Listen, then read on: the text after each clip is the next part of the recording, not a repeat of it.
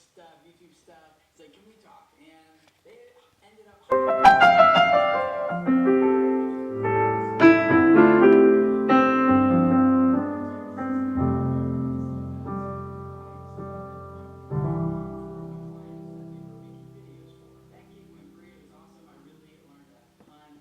Hi, welcome to a video that is a little different from all of my videos. I'm going to share some personal information.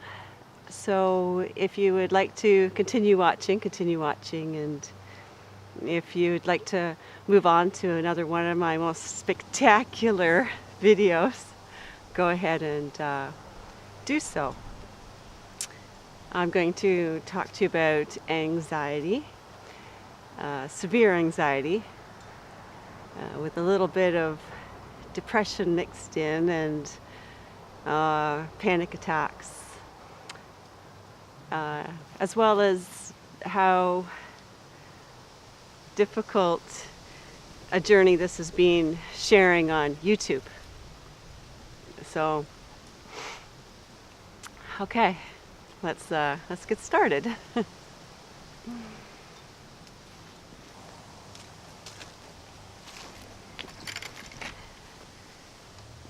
So I'm going to do a little crazy swing to keep things light and joyful before we begin. Like, okay, maybe that's why I'm in a hammock. Well, so I deal with generalized anxiety disorder in my life. I can get very severe panic attacks that can bring many things in my life to a halt.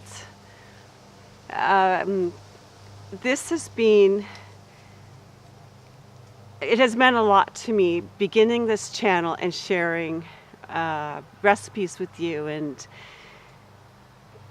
encouraging you, and speaking with Lee Rennick from Gilda's Club, opportunities like that to speak about how cancer affects women, to make fun, kind of quirky videos that might make somebody laugh or think, well, she's a nut bar, or think, well, that's really nice, and it brought me a little joy. Then I've also enjoyed sharing myself creatively. The learning curve has been mind-boggling, to say the least. The amount of things that I've had to learn, but curiosity has kept me going, and that is what has saved the day for me. Curiosity, veganism, learning about minimalism, prayer and meditation. It's helping me find myself again. It's helping me feel like myself again. 3.5 years ago, I had a total breakdown. It's not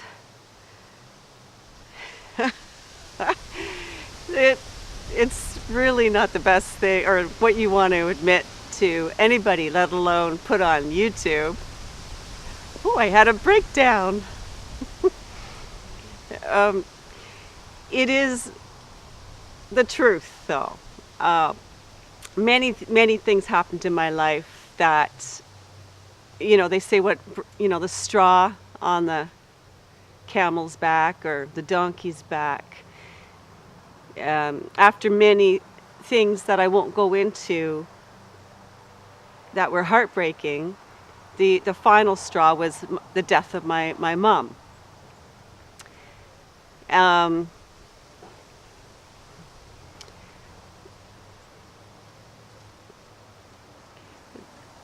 It took me two and a half years of being totally and completely and utterly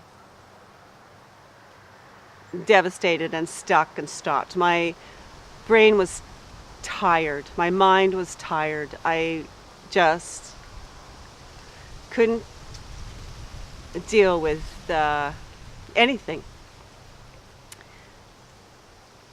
After that amount of time, I began to be kind to myself. I began to, and I started with my diet. Growing up, I was always very strict with my diet. I was vegetarian as a teenager. I was always conscious of food and the role it played. My father had a lot to do with that. We had a hobby farm, and so I was raised with raising your own food and your own chickens and your own beef. So what we would do is we would have a couple of calves and raise them, and that would be the meat for the winter. And then chickens we would raise, and that it was just very hands-on and gentle and farming and nice. And we had goats, and I'd milk goats in the morning and put that in my cereal, which was not, I do not have great memories of that. I remember eating cereal and sometimes pulling out a goat hair and then looking at my dad, and he'd say, well, you'll never have a cold. Your immune system's going to be amazing. And in many ways, he was right. He didn't believe in cow's milk. He always said, that's for calves, not for people. He always said, we are the only species not weaned. And it always stuck with me that I had a wonderful experience when I was young, that I remember riding my horse down to some neighbors, and they were vegetarians. So I was probably 11. And I was in their house, and they were making some food, and they invited me to stay, and they said, oh, grab this from the cupboard. And I went and opened their cupboard, and this has stuck with me. There was this jar, and on it, they had put a little label, and it said poison. And I took the jar down and I opened the lid and I looked inside, and it was sugar. And I remember that really had an impact on me. It made me think about food and what it meant and what it was. So I credit them and my dad from giving me a deeper consciousness about what we put into our bodies, or what I was putting into my body, I should say. So that, all of that said, I became a vegetarian for 3 years in my 20s, and I always say, and then I met my husband and became pregnant and started eating meat. But that's what happened. So I can blame it on my son Seth. I don't know what I can blame on my daughter Rain yet, but I'll think of something, Rain. Well, actually, I can already think of something, Rain. Okay, all joking aside. Oh boy, this is hard. Well, I just need a little sip.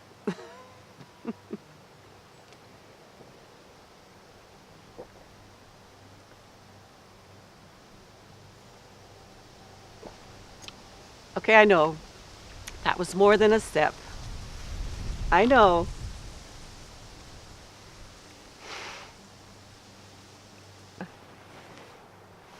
It's a lovely fall day here in Canada, so I may as well enjoy it and remove a layer.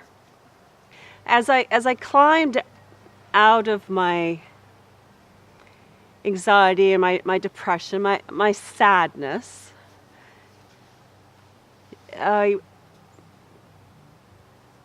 because of being putting veganism into my life, it reminded me of how I led my life before.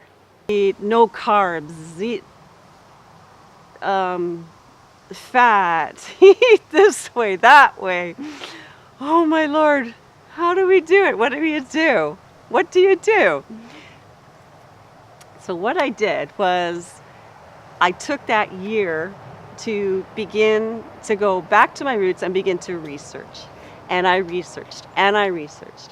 And I got a little fat at one point. I put on, like, in just learning this balance of my body and what to do. And I think it's a little harder for women. We retain water. So when we a little more than men. Anyway, I think.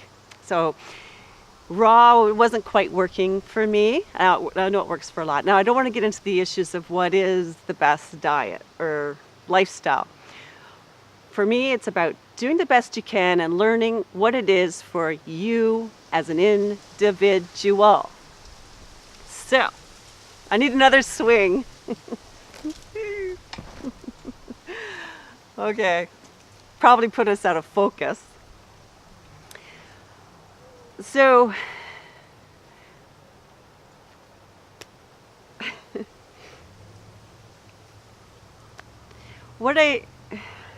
I've completely lost my train of thought. Okay, well, let's just go to menopause, right? So, obviously, my body has gone through menopause as well. So, weight gain from that and issues from that. But I'm here to tell you that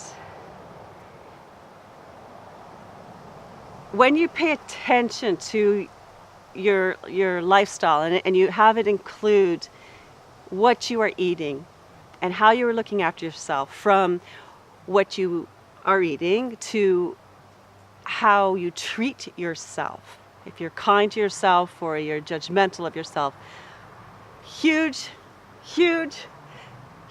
component of being judgmental on myself. Being a perfectionist. I had no idea what a perfectionist I was. I was so good at being a perfectionist, I didn't think I was one.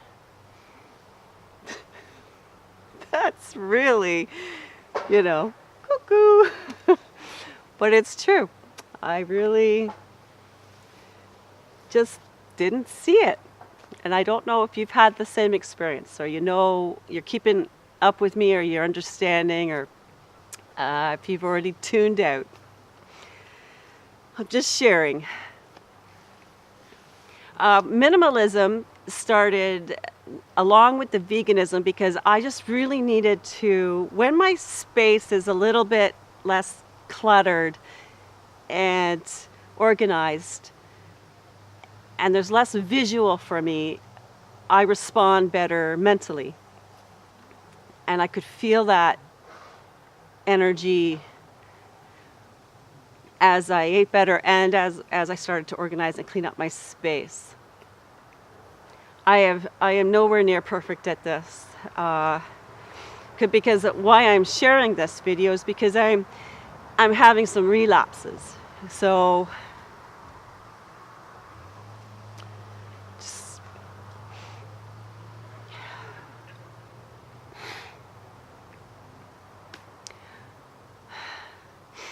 which doesn't mean that the lifestyle doesn't work and it isn't great, because it is. It just means that I'm having, a hard time. I've got to work hard again. I think sometimes I get tired of working so hard, which I'm sure you do too. There's many of you. Maybe there's people that they're just so sick and tired of their job that is just tiring them out, or they're feeling very drained from their marriage, or even maybe I just really need a break from my kids. It's just called being human. It's called that we have to pay attention to ourselves, our mental health. We have to pay attention to ourselves individually and what makes us tick, what makes us strong, what makes us weak. And sometimes you're too tired to even pay attention to that. I know, I've been there.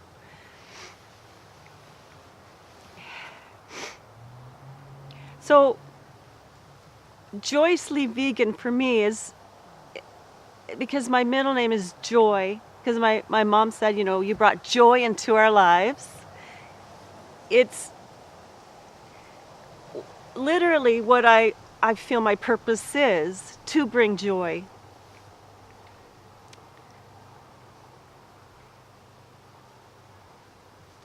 But I will tell you, I have felt discouraged lately, probably because sometimes you just do. You just feel discouraged. I feel lonely sometimes. You know, I live in my renovated church by myself, blah, blah, blah, by myself.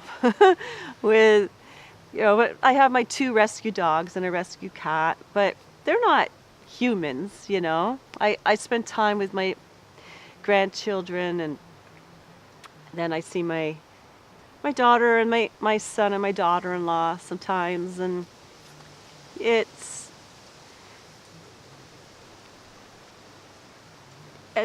friends. You know, you get they're scarce, or they're far away or scarce, because you know, another aspect of doing, when you really focus on building a YouTube channel, you are you end up, you dedicate a lot of time. You know, first of all, I wasted a lot of time being, you know, where I couldn't, you know, leave my home, and I was just couldn't be social, and you know, I still have issues with being social.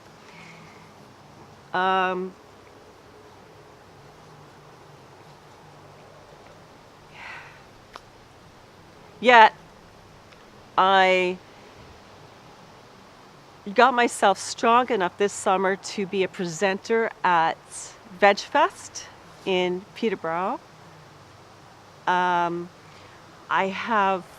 not sure how many now videos on my channel, 20, I don't know. I have built my very own, from scratch, by myself, website.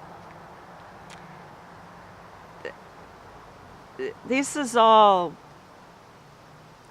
truly due to just committing to me.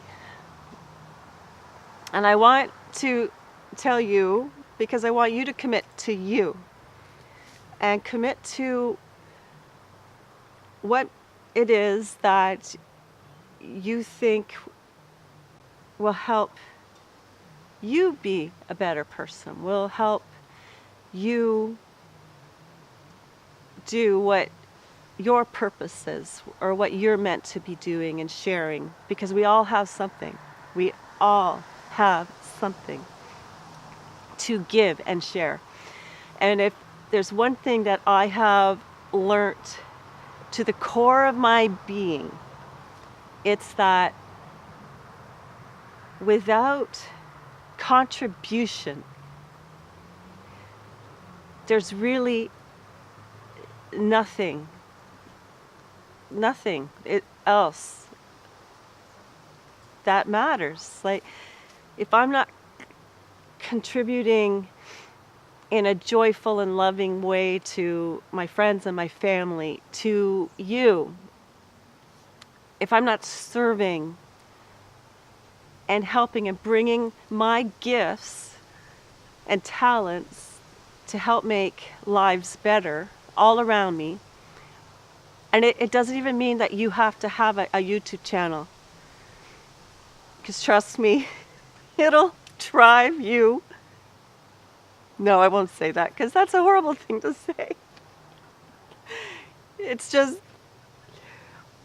my hat goes off to every single person who is in the arena and on this platform that right now, YouTube, let's also say Facebook, are doing their Facebook thing, business, and these people are giving their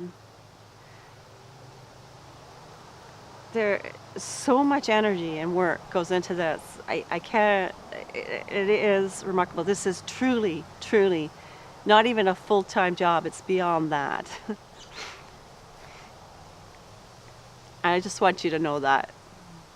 So support people whose channels you really love and enjoy, and encourage them and support them.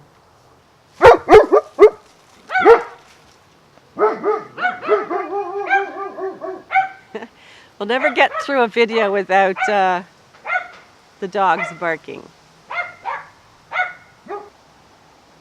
The extraordinary thing is that you matter, and I matter, and what you say is important, and what I say is important, and what you put on Facebook, say as an example, regardless of how many likes or dislikes it gets, that doesn't say how important it was what you shared. So it's sharing, and truly, truly know that we are all capable of greatness, and we are all capable of being ourselves, truly and authentically ourselves, sharing what we have to give. And it may be on a public platform, and it may be just with a small circle of friends. It might be just with your own family. You have your children there, and it's just going to be for them. That is what you are here to give and to share. Not everybody's going to be an Oprah and share on that kind of a scale, nor could we handle it. Or Tony Robbins, or bless them, God bless them, and look after them. So I better sign out now and say thank you for spending time with me. If you made it through till now, heroes. Yeah,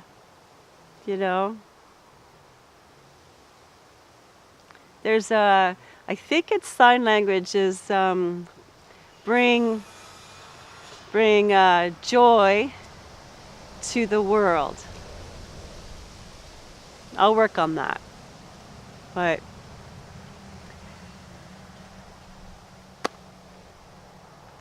I really, you matter to me. Goodbye. See you again soon. And swinging. I'm a swinging. Woo!